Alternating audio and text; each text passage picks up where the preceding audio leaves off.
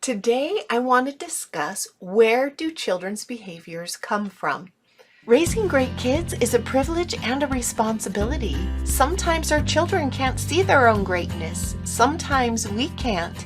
Other times we can see their greatness but struggle to step up because of our own challenges. We will be discussing the brain science, tools and techniques that help us raise great kids. Now, when parents come to me, there is a lot of questions around this, like, why does my child do this? Or how come they do that? And so I want to go a little bit into that and have that foundational understanding of where some of the behaviors come from. And there's a lot of interaction between things, between ourselves and our children, um, and all kinds of things coming in.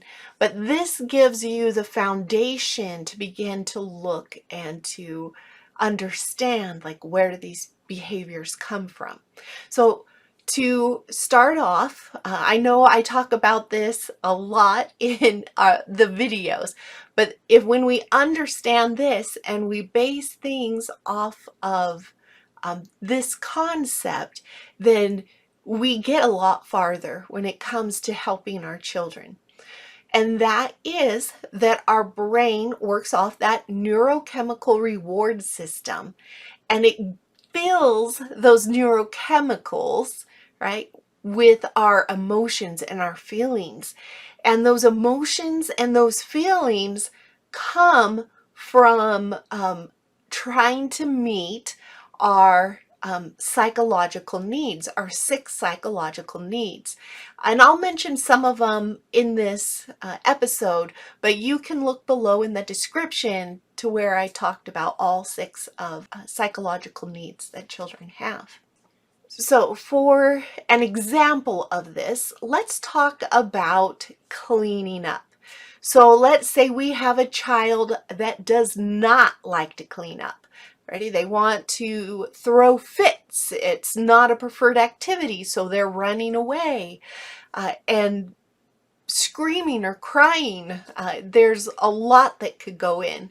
As a preschool teacher, when we first get to play with all the toys and then we have to clean up, I get to see every single spectrum of a child who does or does not want to clean up. And I have some of that in my own self. Like, I am quite willing to cook food, but cleanup has less for me. It's something I tend to avoid if at all possible, and I've had to learn not to avoid cleanup after cooking. But for children, let's say that you ask them to clean up and they immediately ball up on the floor and start crying. Or I see some children say, you want me to clean up, and they just knock things all over because they don't want to clean up. And so if we look at it, they're getting a reward, a chemical reward in their brain for this, for meeting a psychological need. So then we can look at the psychological needs and see that that maybe this is for variety. Maybe they like to have variety, and if they have to clean up every single time, that doesn't give them the variety that they want. So then the children have associated cleanup with a deficit in that variety. And we could do things like play cleanup games or singing or things like that, and to help if that is how they're meeting that need for variety. But it can be any of the needs, and it's whichever. And remember, one thing can meet multiple needs, but the tricky part is that whichever one our child feels they have the deficit in the most, that's the one that they're really trying to meet. So if they're throwing a fit about cleanup and it's not variety, perhaps it is that love and connection. right? So maybe somewhere they have associated being or having to clean up as being a lack of love. Like if we've been upset with them before about cleanup, or we've done things that kind of get them to associate, and we have no control over how they associate. We could respond the same way to clean up to two children, and they both associate them differently. So for whatever reason your child has associated um, lack of connection or lack of that love in cleanup, and so they're going to throw a fit because, oh, that means I'm going to be lacking in love and connection if I need to clean up. And so it can be you can take probably any of the psychological needs and find a reason for a child to not want to clean up that fulfills. And it's the same is true. We have children who need things cleaned up, like everything has to be in its exact same place. And we might say, oh yeah, my child has OCD. And sometimes we could say that jokingly, like, ah, ha ha ha, they're just particular about that, it's a quirk in them. Or we can say it as in they have OCD, like it's a real thing and it's super affecting our lives.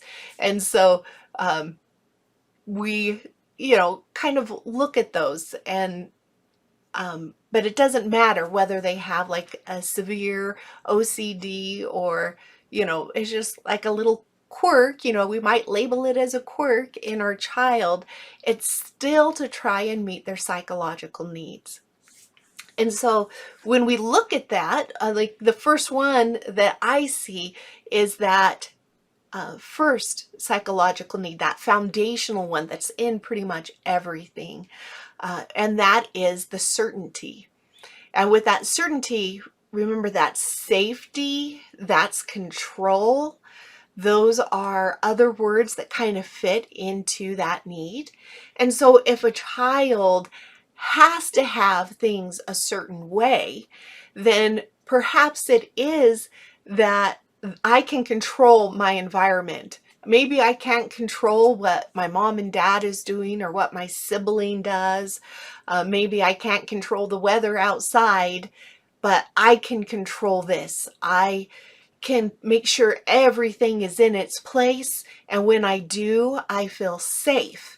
And so when we try and, if things are messed up, then they can feel unsafe. They can feel they're out of control. And so then they'll throw a fit so that we can put it back in place for them, and then they can feel that safety and security again. And again, you can go through any one of those psychological needs and find a reason for it to fit. Maybe cleanup has always been fun. We've been down on the floor with our child and we sing songs and we, have the toys go as they fall in or whatever. And our child associates that with, oh, I'm doing this with mom, I'm doing this with dad, I'm doing this with my sibling, and it meets my need for that connection, that love, that we're doing this together. And so they have associated it that way. So then it's something that is fun for them. It's something they like to do because it gives them that chemical reward of feeling that way. So as you take an example, and you can take any example, say, okay, this is what my child is doing. Hitting somebody else or putting somebody down, or they won't do their chores, whatever it is. If you can take a look at it and kind of fit it into how are they meeting their needs, those psychological needs? And with temper tantrums or acting out or things like that, you will see that also in a way to meet their needs because they're afraid of that need not being met. So it can be, this is how I meet my need, or this is how I keep that need from being met, keep that need being met. And so just, I always encourage you to take a look as parents, as teachers, as people who interact with others. Really, we are scientists and we're always experimenting. If I say this, how does my child respond? If I do that, how does my child respond? If these things are in place, what happens to the routine of our family? How does that flow? And so we're always looking. And as we look and as we ask these questions, then we get to see more and we can help our child more and be of greater benefit to them. And I thank you for being on this journey with me as we help our children to live their greatness. Hi friends, Cynthia Armstrong here. Thanks for joining us today. Please make sure that you subscribe to our channel so you can see when new videos come out and like this one. It is such a responsibility and a challenge to raise great kids, and we are here to help you along that journey to make it as enjoyable and fun and fulfilling as possible. Please check out our website, www.raisinggreatkids.net, and I will leave that in the description below.